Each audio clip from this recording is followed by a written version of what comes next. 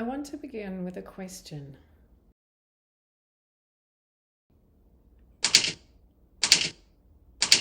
What is more American than apple pie? And on the road, Sal Paradise eats his way across much of his first journey on apple pie and ice cream. It is inexpensive, easy to find, and Sal decides reasonably nutritious. So apple pie gives us one familiar image of Americanness, but it is not the only one. Perhaps the answer is the Boy Scouts, but that movement began in England. Airplanes became central to America's technological and cultural image of itself, but they were hardly exclusively American.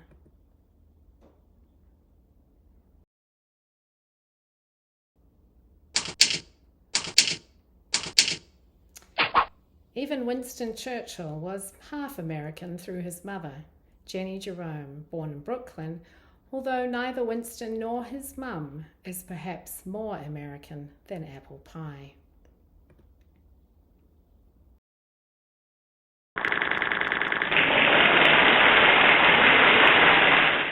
The Statue of Liberty offers a more competitive candidate.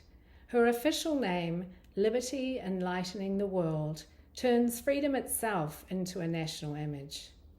Lady Liberty personifies freedom, yet for the America represented in Kerouac's novel, another icon translates that freedom into physical movement itself.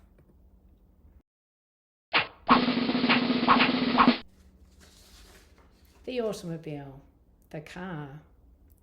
By the middle of the 20th century, the automobile had become far more than a transportation technology. It had become an image of American selfhood, speed, privacy, independence, spontaneity, and the apparent freedom to leave one place and choose another. The car seemed to translate liberty into physical movement. Cotton Sealer uses the term automobility to describe this larger system. Automobility includes cars, but also drivers and passengers, roads and fuel, factories and service stations, licenses and traffic laws, maps and advertisements, landscapes and communities. It also includes the habits, desires, identities, and feelings Americans attach to driving. For Sealer, the American driver, typically imagined as white and male, increasingly came to resemble the ideal American citizen, self-directed, autonomous, and free to determine his own course. Yet that apparent independence was produced through dependence. A car promised individual freedom only because an extensive material and institutional system made driving possible. Automobile freedom, then, was experienced personally, but produced collectively. This presentation reads on the road through that contradiction. Kerouac inherits a powerful American fantasy. That movement across a vast landscape produces freedom and allows the individual to expand, express, and reinvent himself, with Dean's iconic cry, "Go, go, go." Yet Sal and Dean's mobility depends on vehicles, roads, fuel, money, strangers, and forms of labour and care that are neither equally visible nor equally shared.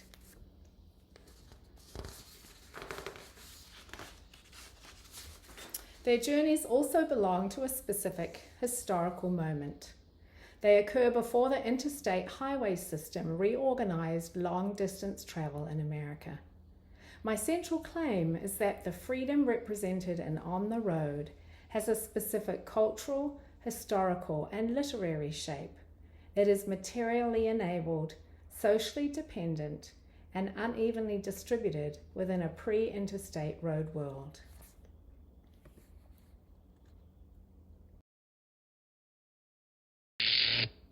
America did not move in a simple progression from primitive transportation to superior transportation.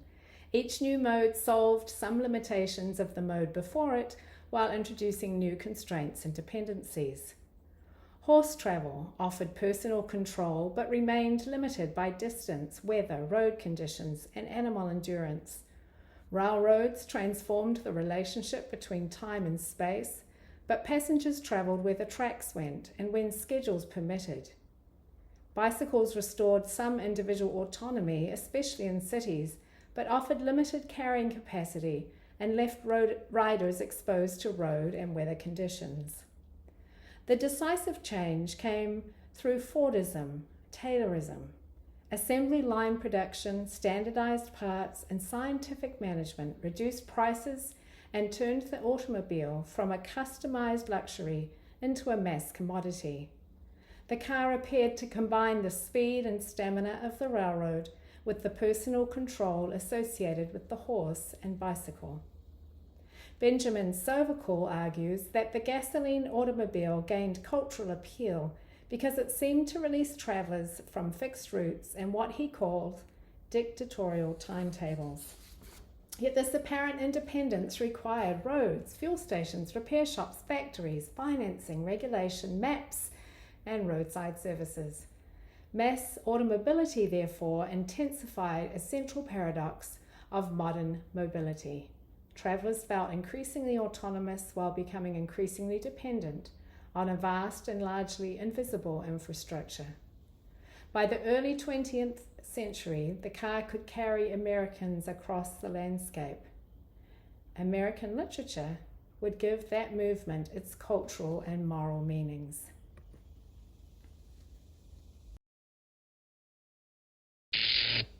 Technological history explains how Americans moved, but literature helps us understand what that movement came to mean.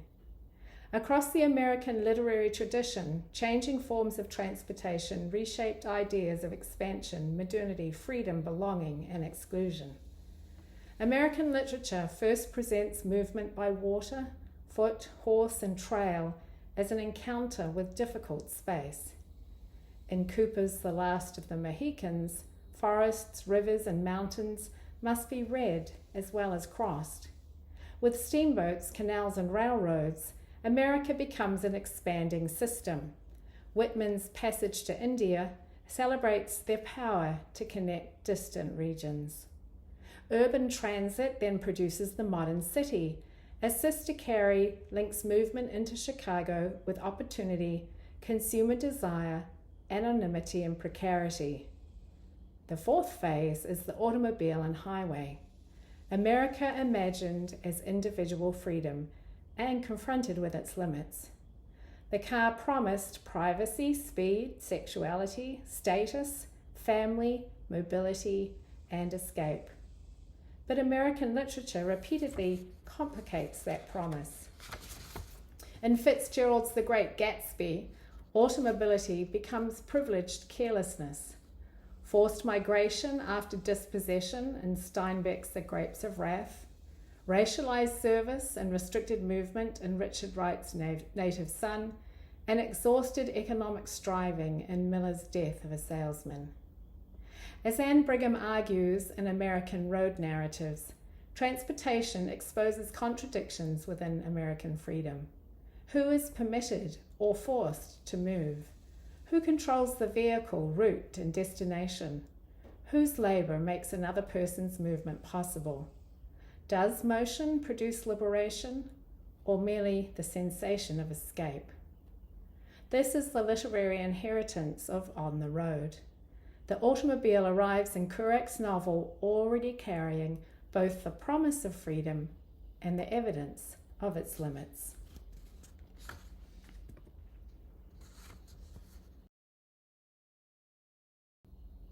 That literary inheritance must be placed within the correct material road world. Although On the Road was published in 1957, its principal journeys occur between 1947 and 1950, and Kerouac had completed the manuscript in substantive form by 1951. The novel, therefore, belongs imaginatively and materially to pre-interstate America. This does not mean pre-highway America. Numbered routes such as US 40 and Route 66 already crossed the country, and roadside businesses had grown around automobile travel. But the landscape had not yet been reorganized by a national network of high-speed, limited access superhighways. The Federal Aid Highway Act of 1956 funded and accelerated construction of the interstate highway system. Over the following decades, these roads standardized long-distance travel, bypassed or divided communities, reshaped landscapes, and altered patterns of settlement and commerce. Kerouac's road is different. It is more local, uneven, and its networks are more porous and socially unpredictable. Sal and Dean move through two-lane highways, city streets, rural roads, bus routes, railway lines, travel bureau arrangements, and improvised detours. They hitchhike, borrow and share cars, depend on strangers, search for fuel and food, and repeatedly enter and leave roadside towns and communities. This pre-interstate road permits forms of encounter that limited access superhighways would increasingly reduce. It produces flexibility and spontaneity, but also delay, uncertainty, danger, and of course dependence. The road is therefore not simply a metaphor for beat rebellion in Kerouac's On the Road. It is a material and cultural system that produces the novel's temporary social, emotional, and experiential freedoms and establishes their limits.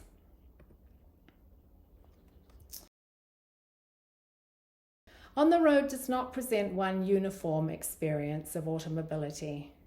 The meaning of freedom changes according to the mode of transportation, the traveller's position within it, and the people upon whom the journey depends. First, the mode matters. Sal travels by bus, hitchhikes with truck drivers, rides in shared cars and travel bureau vehicles, and sometimes goes by foot. A bus provides movement, but little control over timing, stops, or route. Hitchhiking offers spontaneity, but places Sal at the mercy of strangers. A travel bureau car provides speed and temporary authority, but also responsibility to an owner and dependence on passengers who share expenses. Automobile freedom is therefore bounded. It expands and contracts according to who owns the vehicle, who drives it, and who determines the destination. Second, the freedom of the road is socially dependent. Sal and Dean rely on Sal's aunt for money, strangers for rides and vehicles, passengers for shared expenses, and friends for food, shelter, and assistance all the way across the country. These relationships can create intimacy and solidarity, but they can also produce disappointment, exploitation, and ultimately abandonment. This is represented when Dean leaves Sal ill in Mexico, after which Sal's vision of Dean as a bright angel begins to fade. Third, mobility is unevenly distributed. Sal is frequently a passenger while Dean occupies the driver's seat, giving Dean control over speed, direction, and often the emotional atmosphere of the journey. Dean experiences driving as freedom. His passengers may experience the same movement as exhilaration, danger, exhaustion, or abandonment. Women such as Mary Lou and Camille enter this male road world as girlfriends, wives, and mothers, but their responsibilities repeatedly position them as passengers to the men's shifting desires and actions, often precariously so. On the Road, therefore, both celebrates and unsettles the ideology of American automobility. Movement may offer temporary mastery over time and space, but it does not automatically produce material, emotional, or social freedom. The final question is not simply whether the car and the road represent a freedom that is more American than apple pie. It is what kind of freedom these material and cultural conditions produce, upon whom that freedom depends, and to whom and to what extent it is available. Thank you.